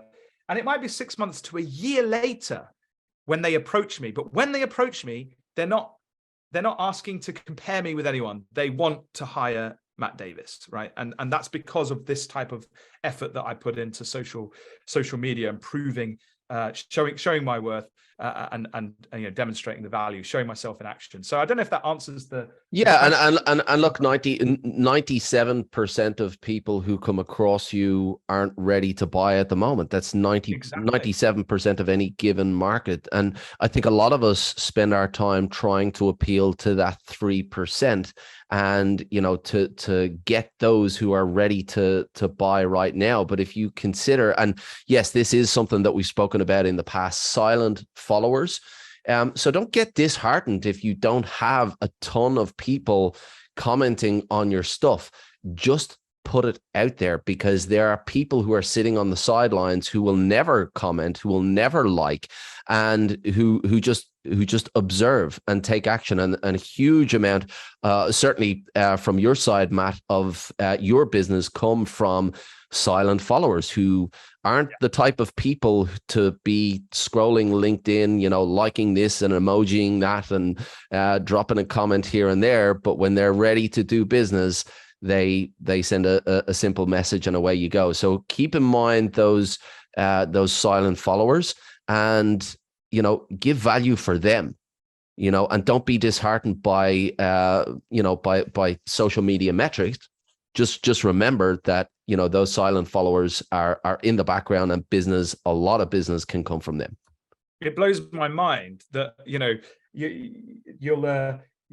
be on social media, you'll be doing a few posts or articles or whatever, and my target audience is like maverick CEOs, right? They don't comment on stuff. They're quiet. These are very senior people. But then I'll meet them, like maybe would be an event or having a beer, or I'll see them. Maybe I'm 2 months into a 6 months engagement, and I'll see the CEO, and they'll be like, "Oh, I really loved your post on da da da da da," and you'll be like, "That's so weird. Like, they've never commented, never liked it at all." But they're watching. And I think you're absolutely right, Stephen. Like, people are not ready to necessarily buy. It could be 6 months later that they're ready to buy, but they're watching all the time. So bear that in mind. Talk to the right people, even if they're not sort of commenting and liking. And I'd say the best people don't, right? They're just completely, there's one client of mine, he never comments on anything that I do at all. But he's a massive fan of mine and recommends me, to his friends and his peers and his colleagues. So, it's one of those things. Social media is a way of broadcasting, but you may not necessarily always get that back directly, I would suggest. All right, final quick one. I'll do this real quick, because we said we'd do these 4 questions, and I will. If you're sat there thinking, well, this is lovely, this is great. Well, what kind of skills do we need? What kind of competencies is probably a better way of putting it? It's not typesetting. I know. I'm sorry about that. That's me. There's a double space there. For all the designers in the room. The designer in me is running around going, "I'm not a designer anymore, so leave me alone." But there's another part of me just crying right now. But move on. So let's go into this bit. So I just think that there's some core things that you might want to consider. I mean, there's other things as well. You need to, frankly, as I mentioned, you can't go from a standing start and run into consultancy. Like, this isn't for somebody who's just finished university, right? You need some experience. You need some thinking behind you. You need to have a point of view. But on top of that, you need to have these kind of competencies. I think you need to be super collaborative and have that ability to work with multiple people at any one time. You need to be articulate. This is really important. You need to be a visionary. Designers are used to thinking into the future and working that way forward. You need to be hyper empathetic. Like, you need to put yourself in multiple people's shoes at any one time. Like, say, if you're running a workshop, you need to understand how they're where they're coming from, and not just simply like have your own view and that's it. You need to listen. And that goes on to the next one. You need to be curious, right? I love being curious. I love going into a new business. I find it super fascinating. And I love to learn and to think things through and to challenge positively in a way. Highly creative. You need to be able to problem solve and think things through. And if I find that, at least if I identify a problem, I might not necessarily know the answer, but I might be able to find a book or somebody else that I can bring into the project to solve the problem. And that's okay, that kind of creative problem solving situation. I think you need to be influential, particularly, if you're working in a business and you're trying to get people along on a journey. That's super important to really confidently lead people forwards. Obviously, if your main sponsor, your main customer is kind of on board with it. Once you get them on board, then you've got to help them get everybody else on board. And finally, I think this is, super important for anyone in business. You've got to be driven. This isn't for lazy people. This is not for people who, want to try it for 10 minutes. This is for resilient people. And I'm sure everybody on this call is, otherwise you probably wouldn't, you probably all got a lot of these traits, because you wouldn't be on a call like this if you didn't. Now you might look at those and think, yeah, I'm pretty much okay on all of those. Well, you might want to, if you don't feel you're competent in some of those areas, and don't take that the wrong way, that might be something that you want to look at, and you can get training in these areas to kind of complete it and to get better at it. And that's a good point. Sorry to jump in there, because when you go down this road and you look at these at these competencies, a lot of us are very self-critical as well. And you might not give yourself the credit that you deserve, or you might think to yourself, well, I can't be that. But Matt, wouldn't you say that there are at least one or two of these where, going back maybe 5-10 years, you would not have said that one of these were a core competency? All of them. I would say, I'd say going back, 10 years, I don't think I would necessarily, let's just take curious, right? I'd just accept the brief, right? I wouldn't ask the questions that need to be asked. Was I always articulate? No, I'd hate speaking and talking and doing stuff like that. There's skills I had to learn there. What was I always collaborative? No. Again, there's ways of kind of being more agile and swarming on projects. There's books to read, there's people to connect with, there's thinking that you need to develop to become better and always become better. So, you've got these competencies. If you couple that also with the knowledge of brand and brand thinking and techniques and methodologies, couple that with some experience, and you're unstoppable. But yeah, and I would even say now, Stephen, to be honest, there's areas in these competencies I look at and I think, mate, you still need, slight imposter syndrome. It's like, oh, you sit here and talking to all these people and say they've got to be like this. Well, I still need to improve in some of these areas. Don't get me wrong. You can always improve. And so that's my final hot tip. Go to work on yourself. Never stop. I'm always reading personally. I'm always trying to learn. I come across stuff in businesses I've never heard of before. Phrases. I was working in a company and they use acronyms all the time. It's like, I need to learn this stuff and I need to understand it. Techniques, methodologies, always be on the collection of knowledge, and go to work on yourself, go on training programs, improve yourself and basically get yourself, up a level. Always, never stop progressing, is my kind of philosophy. And to quote you, Stephen, I think you once said, never assume you have arrived. Which I think is a lovely little way of kind of rounding that off. So, yeah, anything you want to sort of say there before we kind of we start to think about winding things up? Yeah, look, absolutely, and I think going to work on, and look, at the end of the day, we've got all of these people turning up at whatever hour it is at the day.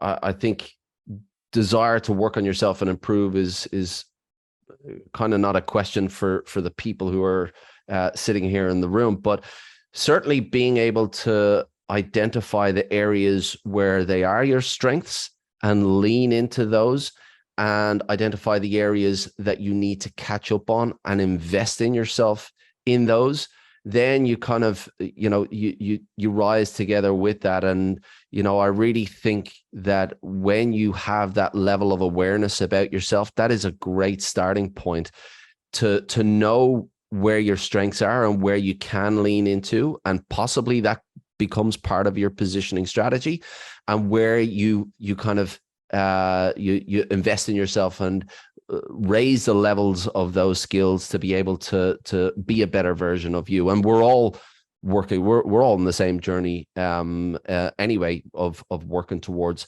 a better version of ourselves. But yeah, look, Matt, thank you so much for taking the time to bring us through that. If we were in a room, I'm sure everybody would give you a standing ovation. Yay, Matt. We have questions, and I haven't been interrupting you too much because I know the flow is super important.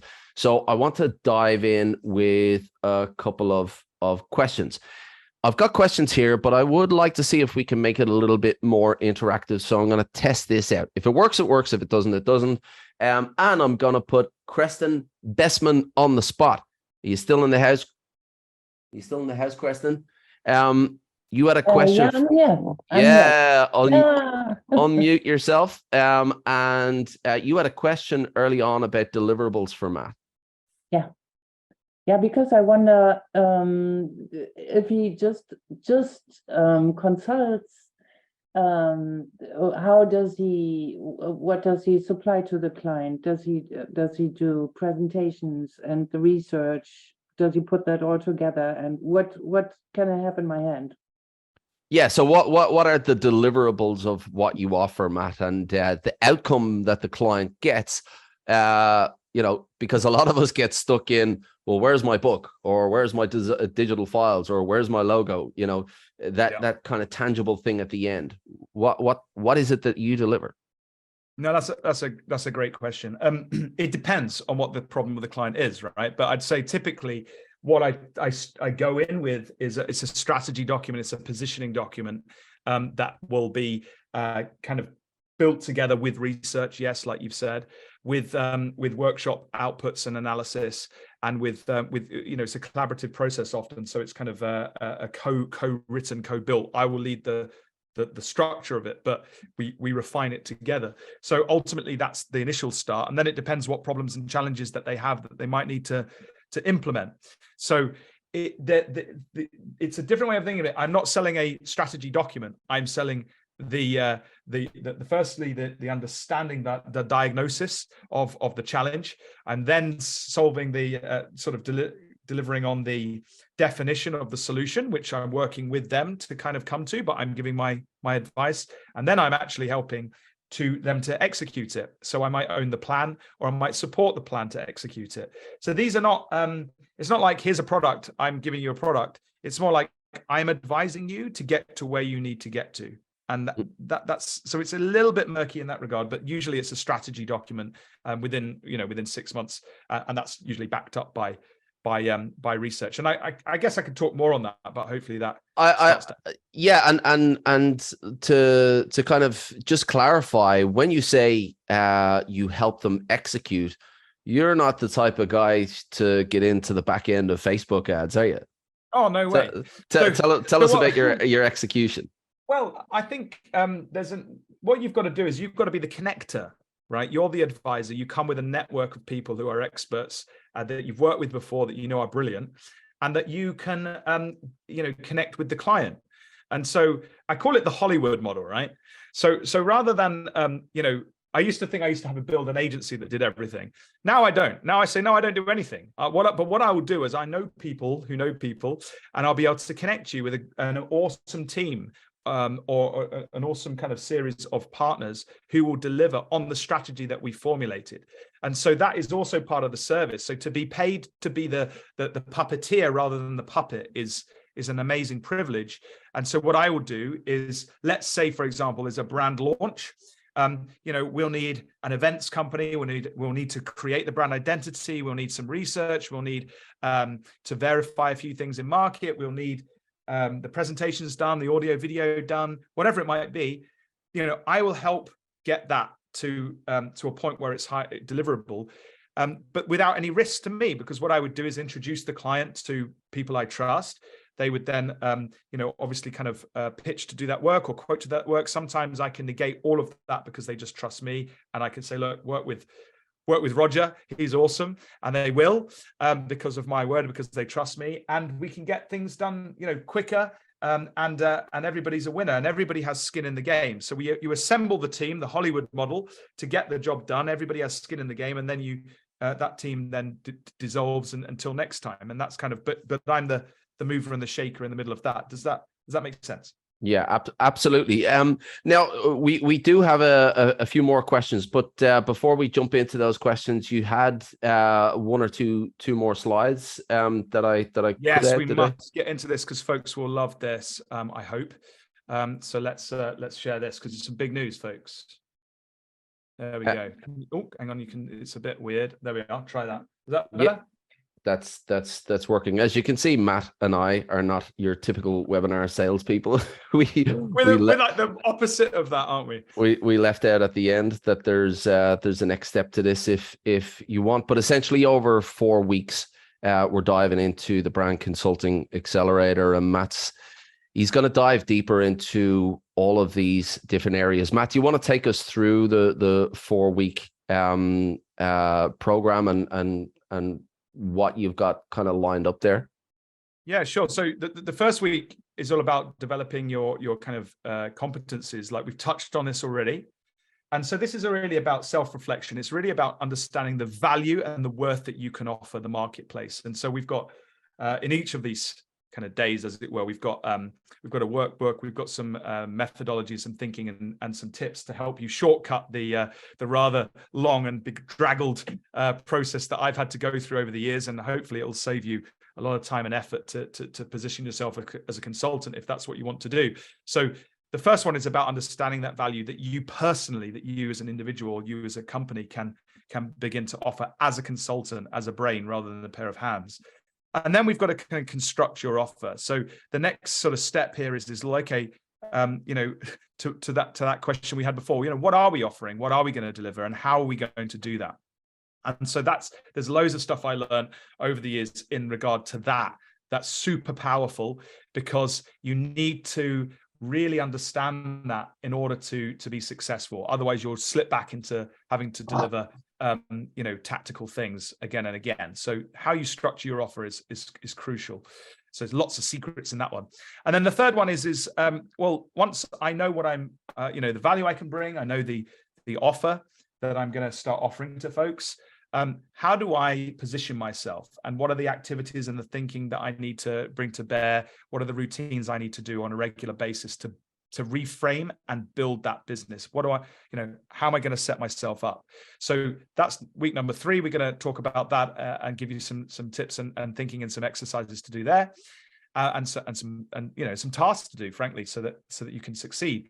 And then finally, it's about, okay, well, how do I expand? How do I continue to increase the value of what I'm offering in a way that works for me? So I'll be sharing, how I did that. I've got a technique called the lily pad technique, which is where you kind of leap from client to client, depending over time to get to where you need to get to. And we'll talk about that on the sessions. And I think the key thing here, Stephen, is that we've designed this accelerator program so that it's our ambition to help you get your first consultancy client, within the period of the course, if we can. Now, obviously, we can't 100% guarantee that because everybody's different, but that is our ambition, and there's no reason why that couldn't be the case for you. If you follow this course. And the curriculum for this is really, really good. I mean, it really kind of opens the lid on Matt and the things that he does within his business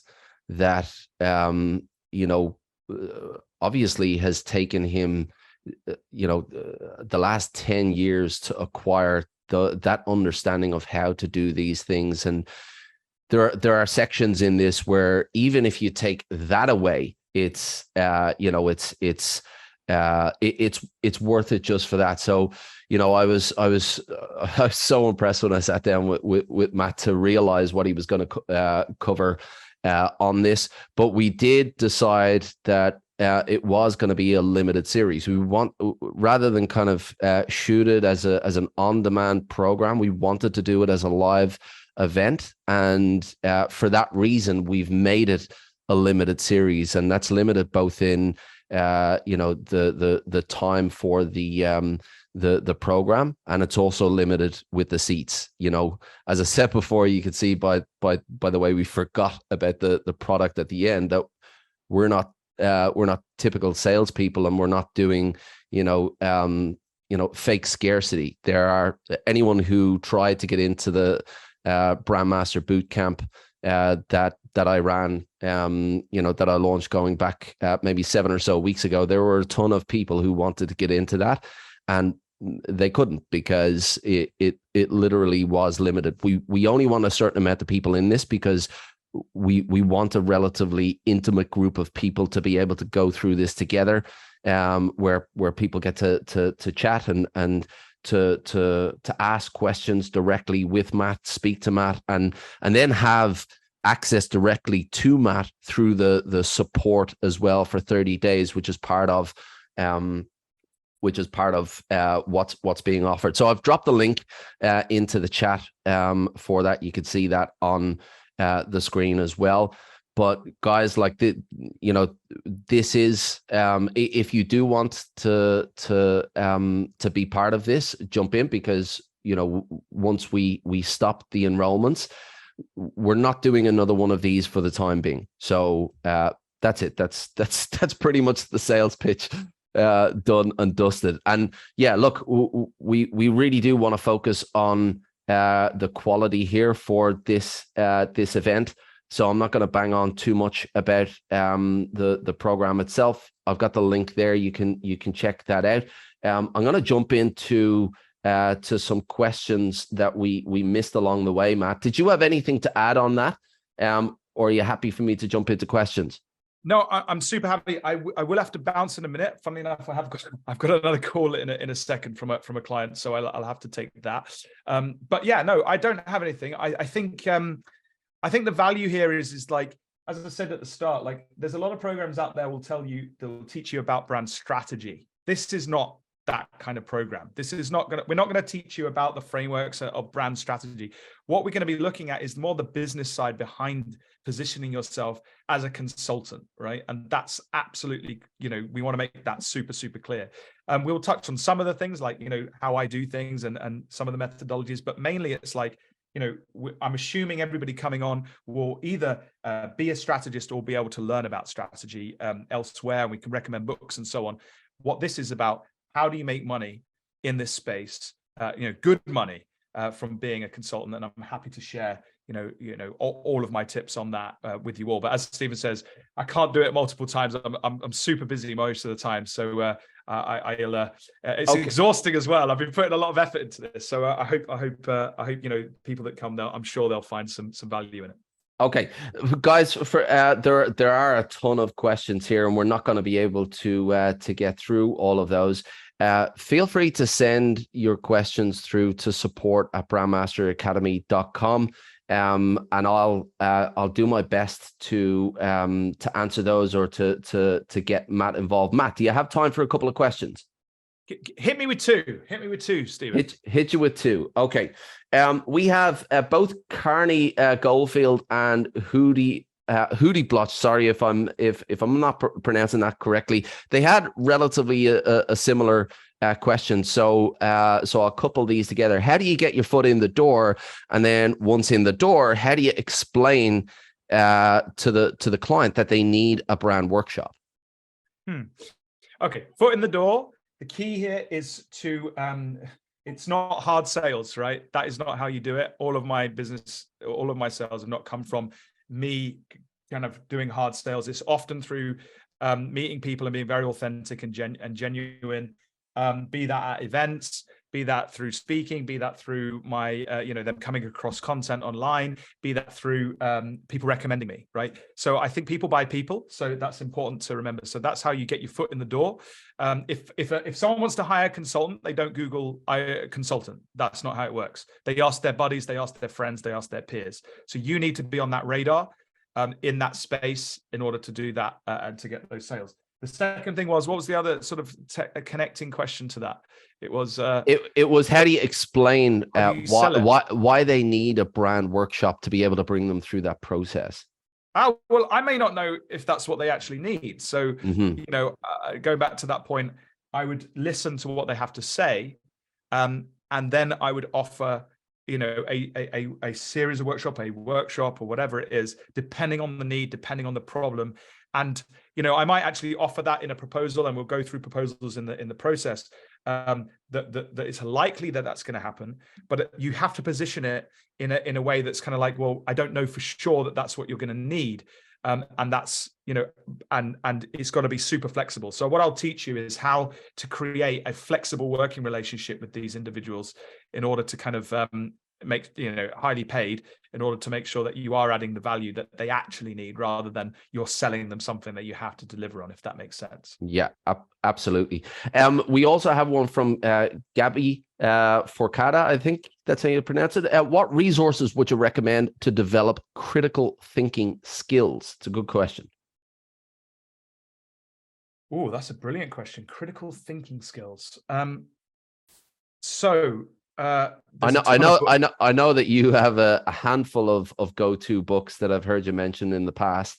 Yeah, I do. I think okay. So I think it's about asking the right questions helps to bring the critical thinking out. So, you know, I've got a library of books. We'll be sharing them on the course. But basically, what you need to do to critically think effectively is to ask the correct questions to the right type of people. So one quick tip, for example, is tell the buyer that you want to verify that, you know, whatever they've said. And, you know, one thing is like, how can I ask just 2 customers? Can I have half an hour with some of the 2 of your top customers just to verify some of the things that you've been thinking, and also to pick their brains? Because frankly, you know, you've said that, but how, you know, what I'd like to do, I wouldn't be doing my job if I didn't verify your assumptions or where you've got to. And even if just 2 customers, and they're not likely to grant that to you, I mean, better if you can say, well, can I do that with 10 customers? And you know, I know that might take a couple more months, but at least we'll be able to verify what you've said. And so to do consultancy well, you have to have that ability to ask the right questions, and to leverage what you've actually heard from customers or staff or other leaders in order to kind of to be critical about particular things. I hope that kind of helps. Yeah. We've got. I'm going to be bold, Matt, and I'm going to squeeze 2 quick questions in after this. Will you be? Sid asked, will you be delivering this through interactive workshops or lectures? I could probably answer that. We're going to be delivering it in a live setting like this, but the difference is that on the back of that, there will be assignments that you have to do. There'll be tools for you to take away and go and apply. The end goal is to get you prepared for consulting and to try and get you your first client within those 4 weeks, and to give you the tools then to be able to deliver for that client as well, and set you off on your consultancy journey. So I hope that answers that question. Richie Meldrum, do you get a cut from your recommendations to Roger, etc.? So do you get a cut when you pass people off? You know, what's your networking situation like, and do you have a referral network set up where you get kind of residual income from those networks?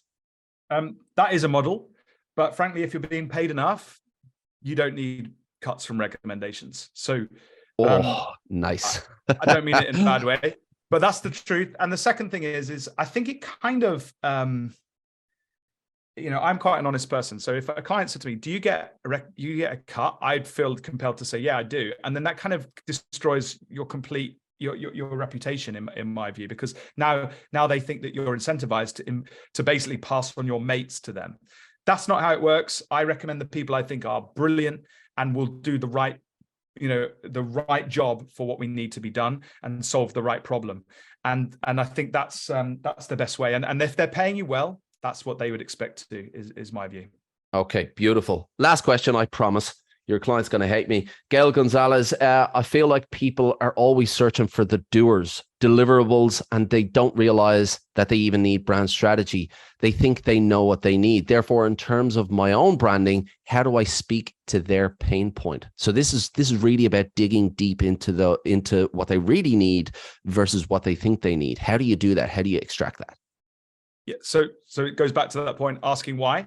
But I would also say perhaps your positioning is off. Like if you want to talk to the people creating the briefs rather than the people giving the briefs, you need to reposition, rethink about how you're talking to the market, rethink about, your offer, because it sounds like you are receiving those briefs, and the people you're talking to, they don't know they need what you can offer. It means you're talking to the wrong people. Okay, sounds good. Matt, what time is your client waiting for you at this point? They're in waiting time? for me right now. I've only got a very short. I've been bold. All right, we're gonna let you go. Guys, pleasure. Thank you so much for your time, everyone. Guys, this is going to be on replay as well, so we'll send that out again. But as I said, there are only limited seats for that limited series. So if you want to get involved and if you want all of those tools, and as I said, there will be assignments that you have to go and take away and do during the week. And then you come back and you implement all of that. And then, as I said, I've been through the curriculum with Matt, and I've seen just a few of those. If I could have implemented some of those in my business early on and taken those kind of nuggets of gold away, there are so many. Really, there are so many. I'm not trying to sell this, but if you do want to go down that road of consultancy and you do want to fast track that journey, then I recommend getting yourself involved. If you've got any questions about the event at all, feel free to hit me up, support@brandmasteracademy.com. As I said, keep an eye on your inbox over the next couple of days, and I'll shoot out this replay, and you can watch that back as well. Any questions that weren't answered, feel free to send them through to me as well. And with that, I will let you go. Thank you all so much for tuning in from all over the world. I really appreciate you guys. All the best.